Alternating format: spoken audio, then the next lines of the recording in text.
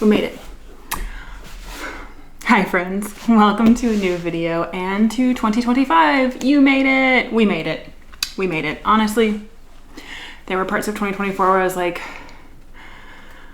yeah, I wasn't sure I was going to survive. I mean, not really, but you know what I mean. It's just 2024, bit of a challenge.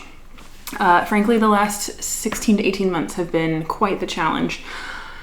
And I am looking forward to 2025 being challenging, but maybe a bit more like manageable.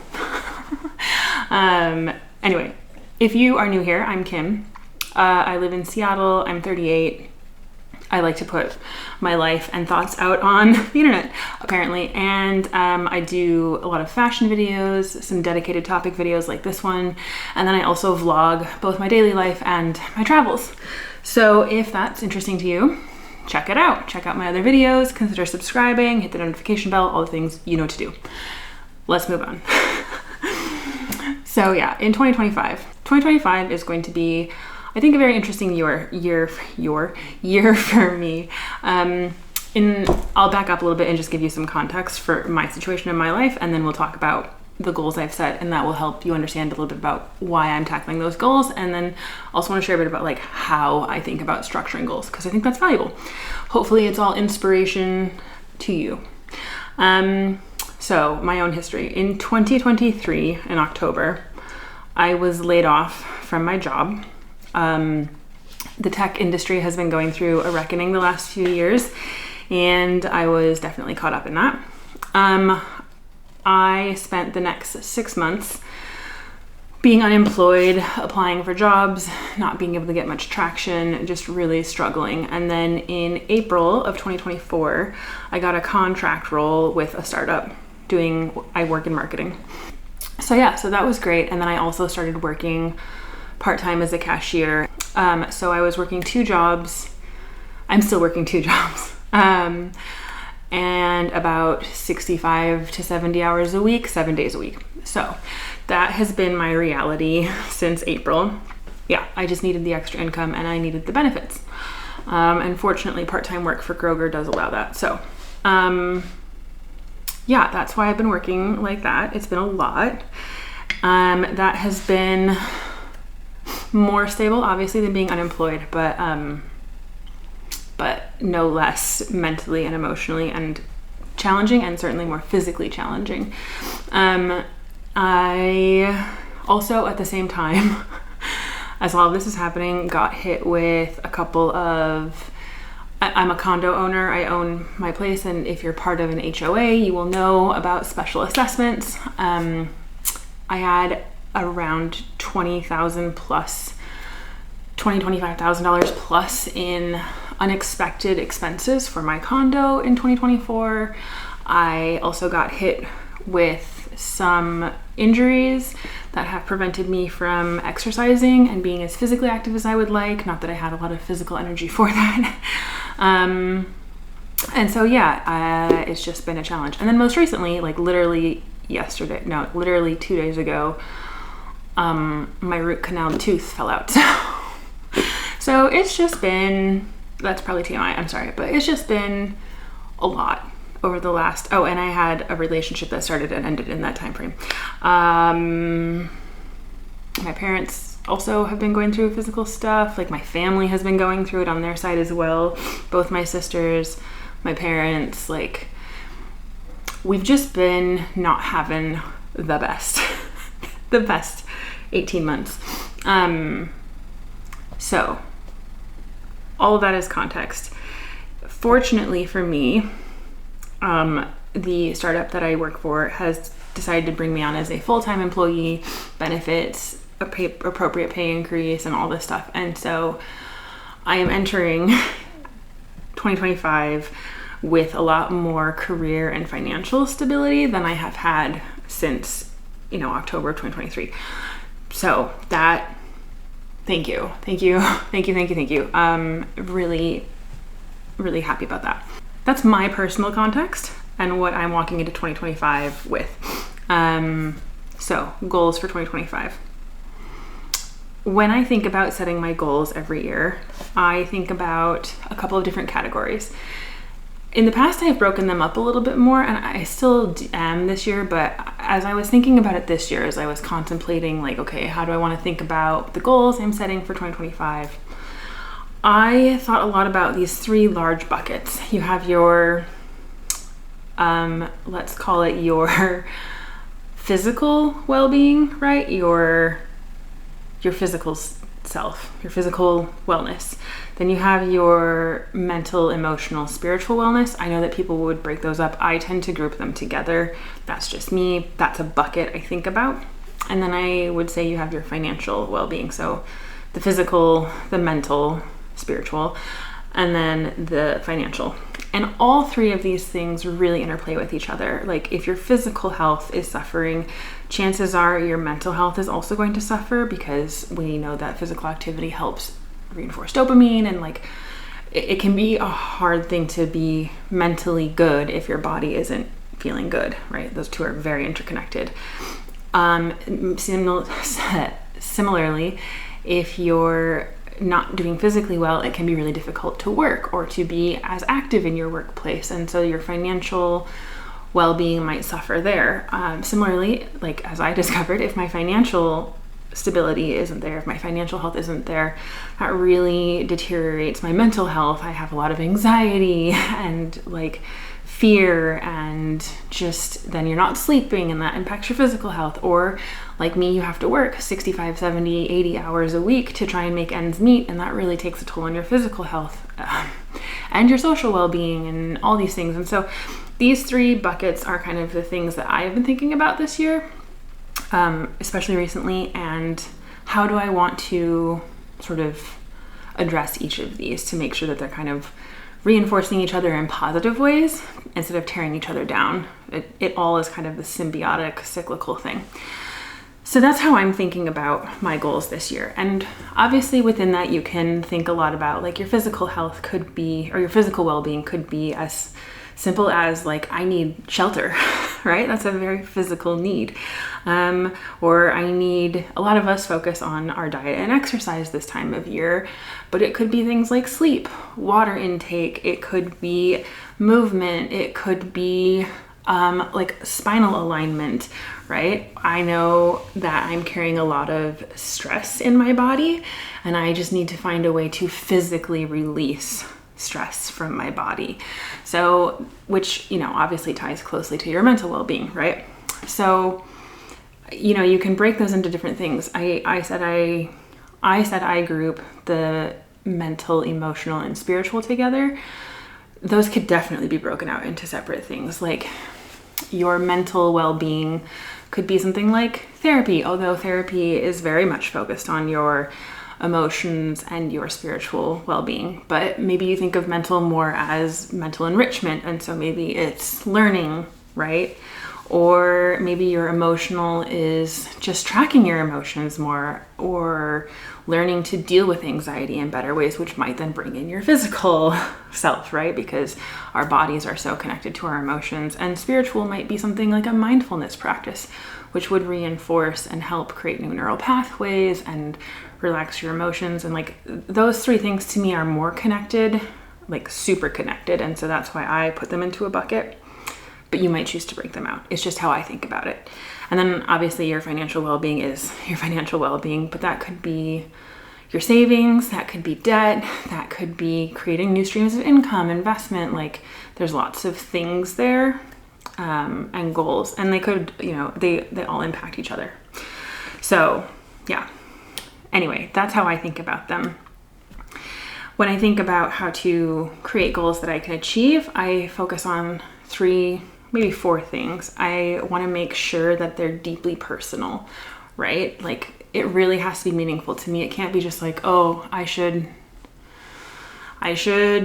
work out more because I really want to. Or not because I really want to, but because I feel like I'm supposed to care about that thing. If you don't really care about it, if it's not like on the forefront of your mind, chances are you're not going to have the motivation to see it through. It needs to be deeply connected. Like I want my goals to hit on a number of things all at one time. And again, really sort of work on this synergistic uplift. It needs to be very actionable. So the goals that I wrote out for this year are quite abstract, but I can break them into very actionable, very bite-sized pieces. So you need to think about that when you're setting goals. It does help to have them be time boxed, but whatever. So I think those are the main things I think about when I'm thinking about my goals. And then a mechanism I have put in place to make sure that I am working towards those goals is accountability. I have an accountability partner. She's my best friend. We meet weekly. We do this project together every year.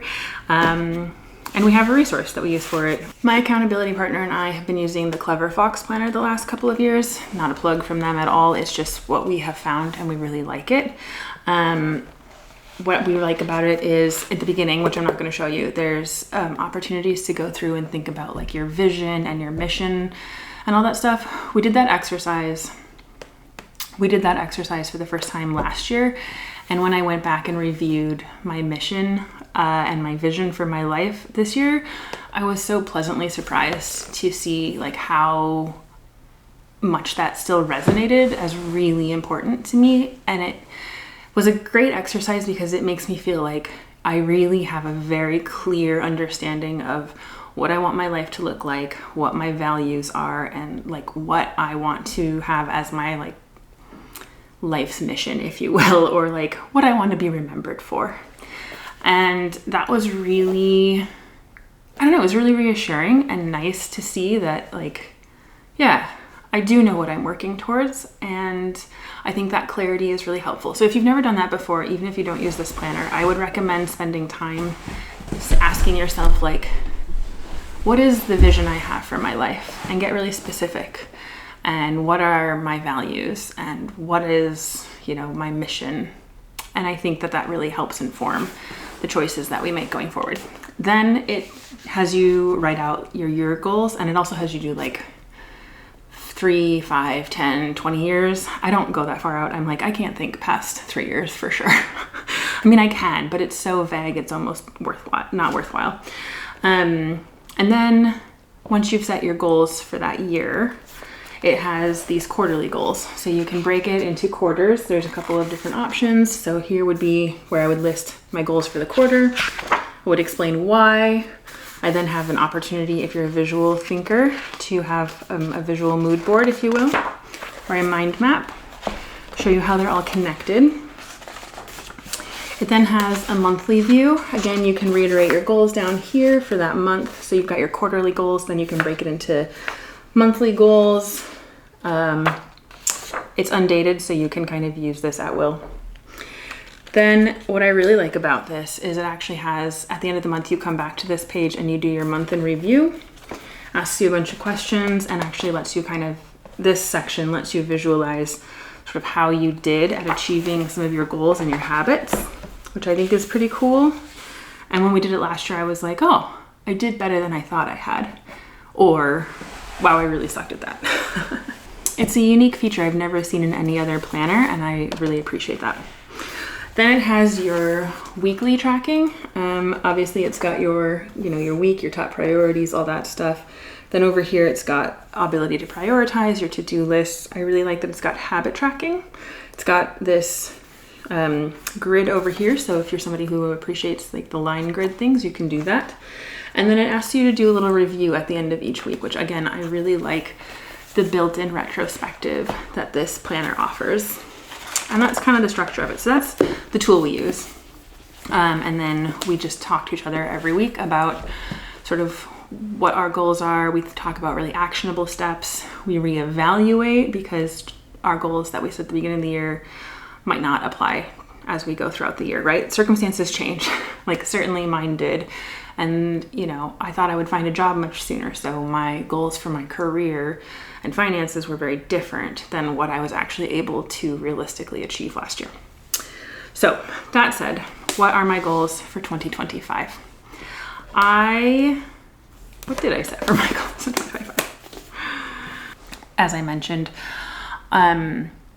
I had an injury earlier in 2024 that's prevented me from being as physically active as I would like to be. I have a dental issue that I'm dealing with, and I also have a lot of stress in my body. And if I'm honest, I am in not a lot of pain, but I am definitely experiencing more pain, more issues with my body than I would normally. And I think a lot of it is related to just some ongoing issues that I just need to, and I'm not getting any younger. Like, I'm 38, I'm going to be 39 in March. Like, we just need to get some things dealt with. And I finally have the capacity and time to give to thinking about and addressing those things. And hopefully working fewer hours and having less stress will help with that. But really actionable things there. Things as simple as I need to make a couple of doctor's appointments this year. I need to have somebody look at my foot because that's where I sustained the injury. And that's largely what's preventing me from running again, which is a huge part of my de-stress routine. And like, physical activity is a way that I emotionally process things. So that physical well-being is very much tied to my emotional well-being. I cannot uplift my emotional well-being until I have taken care of the physical piece here. So do you see how they're tied? So just as simple as figuring out my insurance situation, which I know is changing, and making those doctor's appointments and bringing focus and attention to my physical needs because I've had to ignore them. Or I've not had capacity to pay attention to them. Also, that means that I'll be able to get back to that more active lifestyle that I really enjoy. Because I was working so much, I wasn't able to hike and camp at all this last summer. And again, I haven't been able to run, which is a huge part of my life. I haven't been able to do as much yoga. I just haven't been as active or dancing as much. These are all things like I live a very active life and I love that. But because I haven't felt well in my body, I haven't had the energy to live actively, and that has compounding effects. I've gained weight this year. My body is feeling tighter. It's recovering slower when I am active. Like, there are just things that I need to address. One of the things that I also want to do is find a massage therapist this year. And make massage a routine in my life. And then obviously the most recent thing, which was sort of forced on me by life, but is good, is really focusing on my oral health. Since I was young, have had difficulty with my teeth. I've had some pretty traumatic dental instances. I've been shamed a lot by dentists over the years, and it has gotten to the point where it got to the point where I could not go to a dentist without feeling such overwhelming anxiety. I was just completely overwhelmed by it. And I had gotten to the point, like, even before this dental emergency happened a couple of days ago, I was at the point where I was like, okay, I cannot put this off any longer. I must address this. Like, I'm a full-grown woman. Like, get your shit together, Kim. You can find a dentist who is going to be patient and kind and, really support you through this process. You will have the insurance to do it, the financial stability to deal with it. Like, you just need to get your shit together and do it. So it was one of the highest priorities on my list for 2025. And then on Monday, my tooth fell out Sunday night, my tooth fell out. Monday, I found an emergency dentist, and fortunately they are incredibly kind, and I felt super comfortable and reassured, and I cried like 3 times in the chair, and they were great. And so I now have my dentist appointments set up, and I found my dentist. And so that check is done even before the year starts. So that's great. We're going to get that taken care of. It's just, sometimes the universe just has a way of kicking you into gear. So that's awesome. But yeah, those are my sort of physical goals. Your goals, I know everybody's always like, oh, lose weight or eat healthier or things like that. And I'm not casting shade on that, but I would just say, think maybe a little bit more about your motivation behind those things.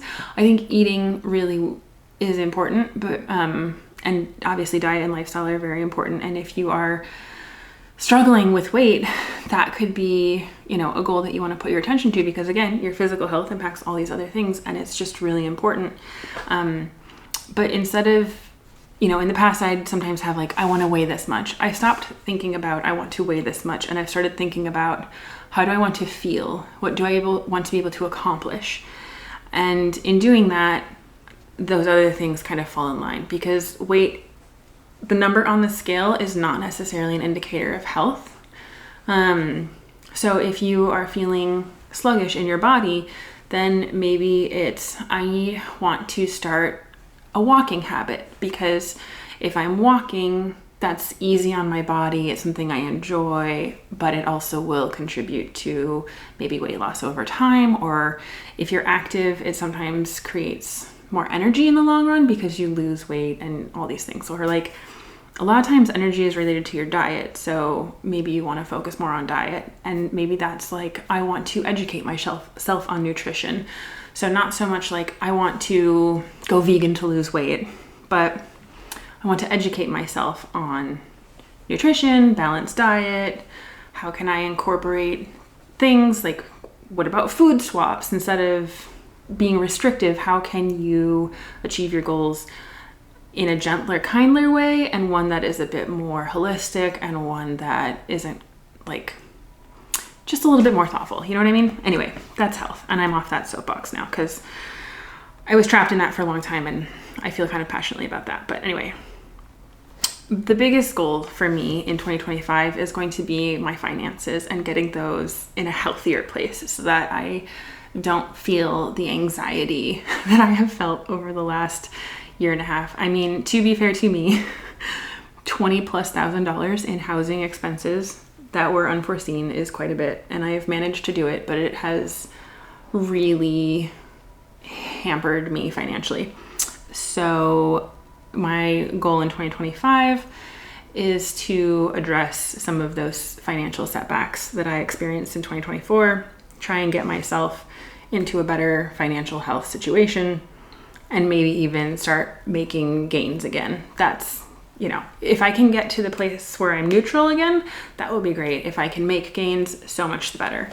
So actionable things around that are going to include, I'm really bad at it, but budgeting, being more mindful about where I put my money, how I spend. I am doing a no spend January. So obviously I'll still buy food and basics and things like that. And I might go out with friends, but I'm going to be very mindful about where I spend my money. And if it's not an essential, it probably isn't going to be purchased. I will say that dinners out with friends are important. Maybe not essential. And if I can create ways of doing more things with friends that are free, that's great. But relationships are really important to me, especially since I've had to kind of pull back from a lot of my relationships. So having the space, time, and energy to be able to invest in those again is an important one. So my no spend will look a lot more like no spending on clothes, no spending on the home, just pulling back as much as I can and really focusing on what are the essentials. And then, it's being very mindful about money and really creating that budgeting and tracking habit, and thinking about, do I really need this? Or is it just a want? That doesn't mean I can't have anything I want, but it needs to be very mindful. And I've certainly, especially when I was working at a tech job that was high paying and stuff like that, I did not think much about money. And that's for me is the goal. I do not want to be in a position where I have to think about my money. It's not a thing that I like thinking about, but it is a muscle I need to think about because I'm not there. And chances are I probably won't be for a very long time. But yeah, financial well-being, that is probably my number one priority this year.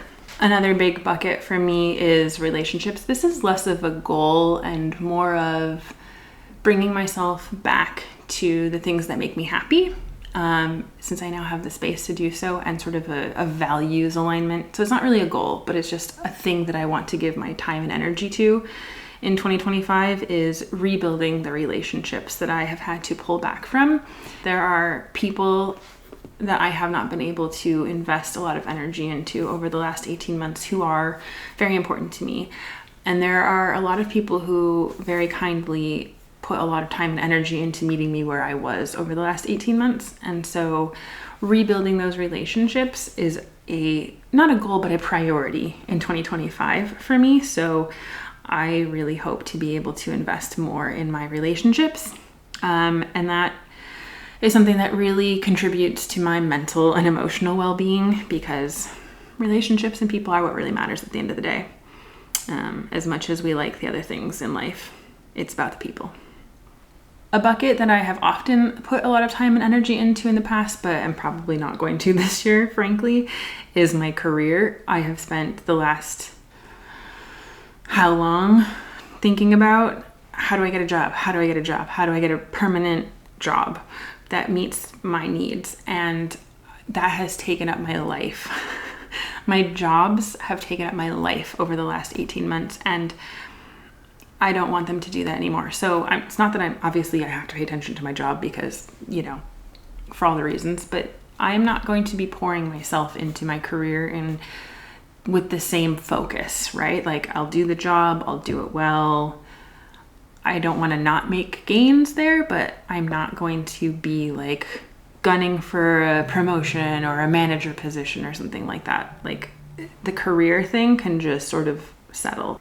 Again, personal development, it's not my number one priority, but there were a lot of habits, and I spent a lot of energy in 2023 probably trying to build really specific lifestyle habits. I was really focused on my gym workouts, and I was really focused on diet, and I was really focused on trying to arrange my life in a way that would like optimize my well-being, with mixed success, I'll be honest. But I do want to get back to some of those baseline things, and also as a means of sort of working on building some de-stressing time into my life to kind of help calm my system and to get back to things that enrich me and like bring me joy.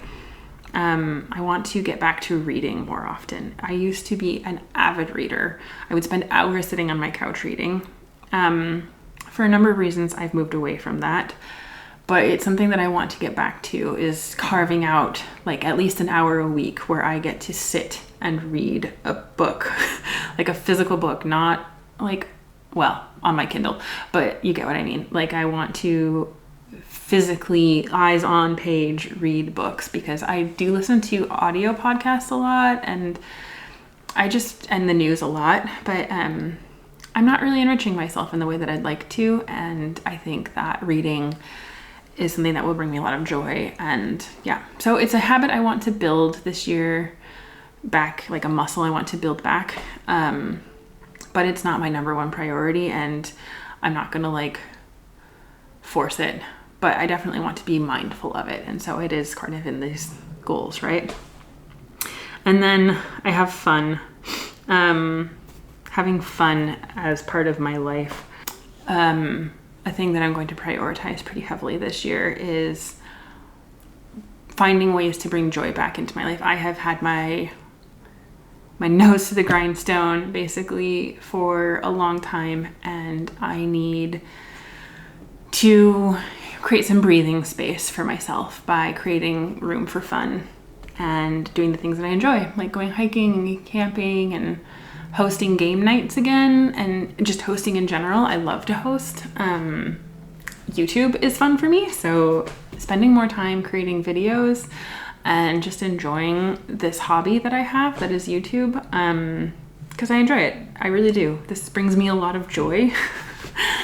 So those are things. I know those aren't like the most tangible things. I mean, some of them are quite tangible, but a lot of what I'm thinking about this year is, what is the end result? How do I want to feel? And then what are those actionable steps I take to achieve those things? So I want to feel physically better in my body by addressing my medical concerns and getting back to a lifestyle I enjoy. I want to address my financial health by recovering from the setbacks I experienced in 2024, and that includes some very strict budgeting. And I want to get back to enjoying the people and things that bring me joy and help me feel relaxed and help me enjoy my life. And that can be, as simple as creating that reading habit or carving out time for those friendships and really investing in those again. But yeah, those are my goals. Yours probably look very different and should look very different because it's all about you and what you want and what your life needs at any given time. I would love to know what yours are and how you think about your goals and structure them. There's no wrong way to do it. There's no right way to do it. It's just about what works for you. And while there are some sort of quote unquote best practices, what gets you to the end goal is what matters. So anyway, I hope you enjoy 2025 and I will see you in the next video. Bye.